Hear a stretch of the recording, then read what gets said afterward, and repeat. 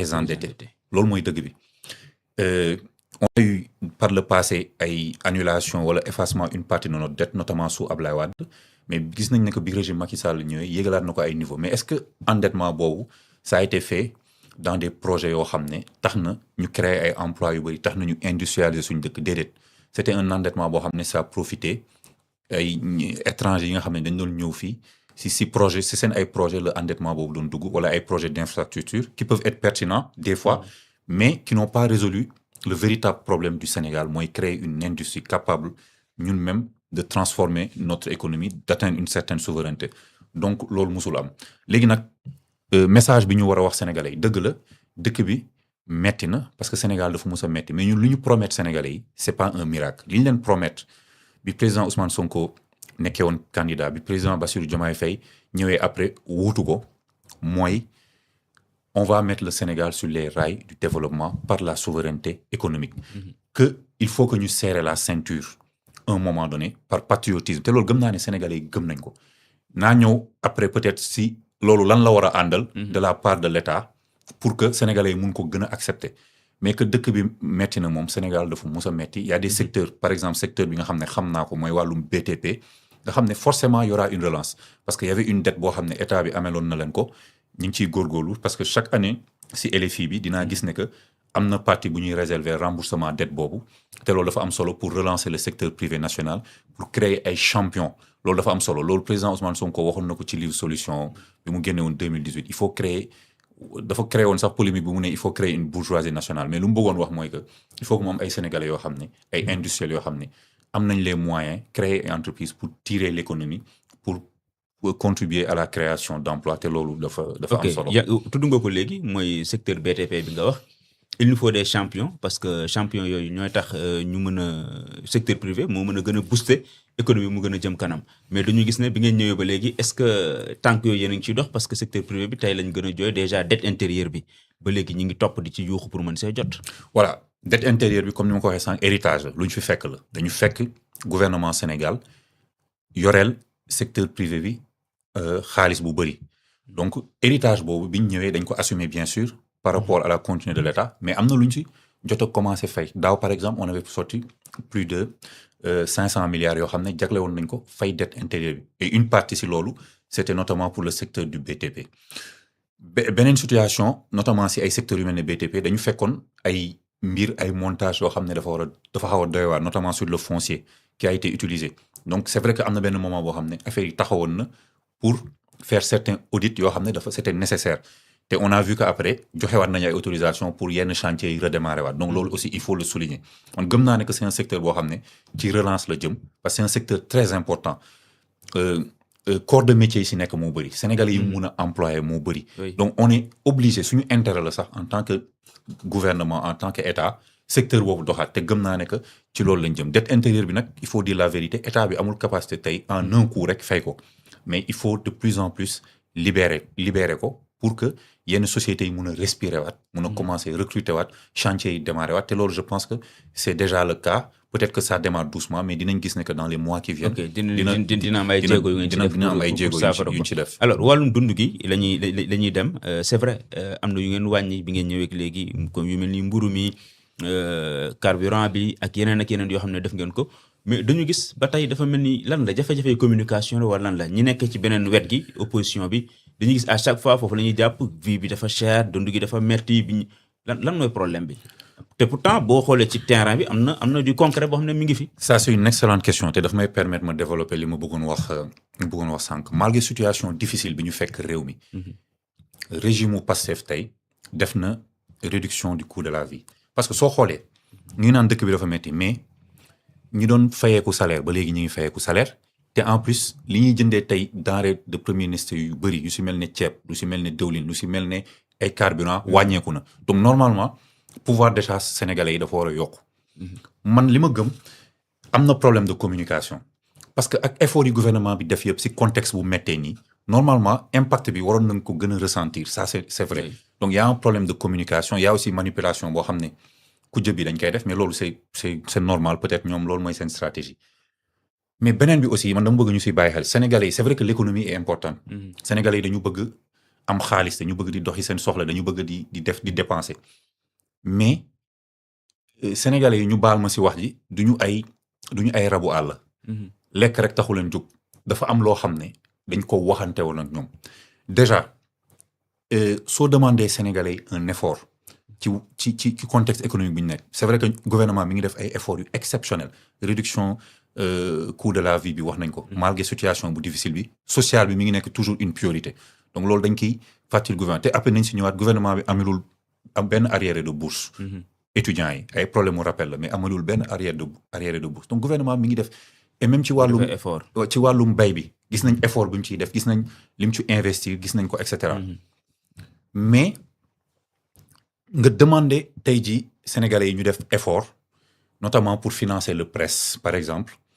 y a un effort citoyen y a un effort patriotique à faire parce que ñun ñoo ñëw ñu ne ñii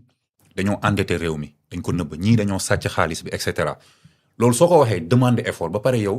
man ak yow ñu ne ñu da ngeen di fay impôt da ngeen di def lii parce que vous êtes des patriotes mais ñun on a le droit de se demander mais ñi sàcc xaalis bi kon ñoom anañu lu tax justice tegu leen loxo. loolu sénégalais bi day sentir une frustration day tax même moom su amee yenn revendication danaan dama koy def. maanaam ñu topp ji ñi nga xam ne dañ leen toppee ne dañoo luubal xaalis. non c'est inacceptable et c'est anormal nga ne réew ñi ñoo sàcc xaalis bi dëkk bi dafa metti serrez-vous la ceinture ba pare ñi sàcc xaalis bi continuer di circuler librement di dépenser seen xaalis di manipuler non loolu c'est pas normal loolu amul gouvernement bi nu mu ko mën a justifier ce n'est pas justifiable te loolu il faut ñu génn si loolu man je comprends yenn frustration yi sax nga xam ne nit mënoon na ko téye parce que danaan dëkk bi dafa metti du ma wax samay soxla garaawul mais nga gis ne que yow ñi sàcc xaalisu dëkk bi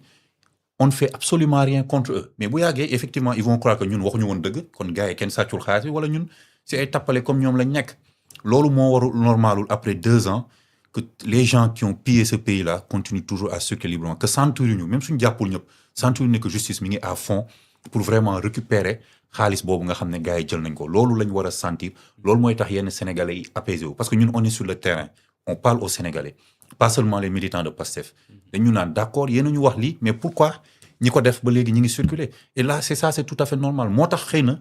des fois impact alors que le gouvernement fait un travail exceptionnel dans une situation difficile moo tax peut-être nit yi duñ ko sentir noonu dafa am fu ñu di xaar foo xam ne ba léegi lijjantiwuñu ko mooy wàllum justice bi da nga jàpp ne tant que lijjantiwuñu ko rek lu ñu munti def tamit dañ naan leen fële am na lu fa des mooy li ma wax l'économie c'est très important pour les Sénégalais mais Sénégalais du économie rek moo tax ñu votel Pastef li gën a tax mu ñu votel Pastef mooy tegaat dëkk bi ci yoon ci wàllum économie sax y a ce qu'on appelle la justice économique l'équité territoriale l'accès aux services publics et cetera mais ci justice en général Sénégalais yi dafa am lu ñu bëri lu ñuy xaar ci Pastef tegaat dëkk bi ci yoon même l'accès au marché nit yi naka la ñuy duggee ci marché yi naka Sénégalais bu nekk muy yow muy man suñu amee suñu entreprise est-ce que suñu déposé amul ay bras longs amul dara c'est le meilleur qui doit gagner loolu justice la donc cette justice économique c'est important mais aussi justice en général Sénégalais yi xam ne réew mi ñëpp ko bokk koo xam ne li ñëpp moom daf ko coppati jël ko pour boppam kooku il doit rendre compte à la justice ñun loolu lañ leen promettoon mais je pense que dafa yéex ni justice bi di traiter loolu. mais fan la problème bi nekk. waaw loolu sincèrement j'y réfléchis beaucoup man personnellement dama naan musuma xalaat ne que dinañ toog fii 2 ans yenn nit yi oser encore génn di wax alors que ñoom ñoo piller dëkk bi réew mi def ko ci situation bi mu nekk man je me demande est-ce que système judiciaire bi ñu baaxul bi ñu am moo parewul pour def loolu parce que problème de moyens problème de technicité pour génn xëy na génne xaalis boobu fi ko gars yi dugal ak montage yi ñu def wala manque de volonté la sincèrement je sais pas mais moi c'est quelque chose boo xam ne tant que defuñu ko liñ ne jubal jubanti moom dina am problème su fekkee ñi ko def ñoom ñi ngi circuler librement léegi lu tax ñun waa Pastef ñun ñi ñëw naan jubal jubanti ëllëg suñ defee daal lu tax ñuy topp c'est-à-dire cycle vicieux boobu moo nar a continuer te loolu il faut l'arrêter dès le départ il fallait faire un électrochoc il fallait faire table rase képp koo xam ne soupçonné ne yaa jël kii bi justice dañ ko waroon jubal si ñooñu qu'on fasse le travail très rapidement boobaa di nga mun ne Sénégalais yi dëkk bi metti na de il faut se serrer la ceinture mais au moins gis nga ne état bi mi ngi def liggéeyam ak beneen point boo xam ne foog mu ñëw si mooy ci wàllum rationalisation ci état bi ci boppam il faut aussi qu'on pose des actes très clairs parce qu'on demande aux Sénégalais des efforts il faut que état bi jiitu si il y a des efforts qui sont faits je les vois mais il faut que on aille plus loin notamment si rationalisation sociétés yi agences yi et cetera parce que ñun ñuy liggéey si biir on voit que am na ay chevauchement yu bëri am ñoo xam ne ñu bëri ils font presque le même travail wala li leen wutalee du bëri donc il faut les regrouper état bi gën a wàññeeku kiiwam daal maasam gën a wàññeeku ça aussi c'est important. mais loolu diggee la woon boo xamante ne waxoon nañ ko wàññi yenn agence yi boole leen ak yu ni mel rek mais ba léegi gis na jëmmalaguñ ko. waaw xaw na yéex tuuti mais je pense que volonté bi mi ngi fi et je pense que il faut qu'on le fasse de toute façon c'est obligé parce que ñun li ñu bëgg mooy un état stratège un état intelligent état boo xam ne dafa efficace donc il faut nga réduire taille bi liy créer emploi si réew normalement premier créateur d'emploi même si état day créer emploi ça c'est vrai il faut pas le nier mais secteur privé bi la donc il faut qu'on renforce le secteur privé national ba mu am doole pour mu mun créer emploi bi léegi les emplois d'état ça doit être emploi bu ñu créer ci état bi emploi la boo xam ne dafa war a jëriñ sénégalais yi si jëriñ bu leer donc toutes ces agences là yi nga xam ne peut-être qu'ils font le même travail du ma ne agence yu amul njëriñ parce que liggéey bu ñu créer rek mun na amal njëriñ askan wi mais vraiment on doit rapidement essayer de les fusionner réduire bu baax kiiwu état bi mais je précise juste que lu mel ne année passée par exemple dépenses de fonctionnement état bi ça a été réduit de plusieurs milliards j'ai oublié le chiffre exact mais il y a des efforts quand même qui sont en train d'être faits mais ba tey mën nañ ko gën a def effectivement mais ba tey ci wàllum yoon la ñuy des bi ñu lancé ne dañuy topp ñi nga xam ne dañoo yor alalu réew mi wala dañoo luubal alalu réew mi daf seem ñaar ñoo xamante ne dañ leen jàppoon mi Tahirou Sarr ak Farba Ngom Tahirou génn na Farba ñu ngi naan chambre d'accusation nee na nañ ko liberté provisoire bu ko juge bi jox nañ ko delloo fi ñu toll ñu ngi toog di déglu parquet bi ndax dafay dem yóbbu ko cassation am déet kon bu génnee dafay mel ni ñaar ñi nga xamante ne ñoom ni ñu doon xoolee topp alal bi ju lewul ji ñoom ñaar ñëpp génn nañ ci kaso bi finalement kon est-ce que duñ ne tout ça pour ça wala lu ñuy wax. waaw bugguma trop dugg ci ay cas individuels parce que xawma vraiment lan moo fa xew mais effectivement li nga wax loolu mooy dëgg c'est-à-dire que ce qu'on a remarqué c'est que ku ñu jàpp te pourtant chef d'inculpation yi day nekk ay chef d'inculpation yu graaw mais tôt ou tard da ngay génn donc perception dafa am solo perception wu askan wi mooy ñii de ku ñu jàpp rek dina génnaat de toute façon même suñu jàppee nii sax da ngay dégg nit yi naan lii amul njëriñ de toute façon dina génnaat donc loolu mooy perception bi quel est le fond du problème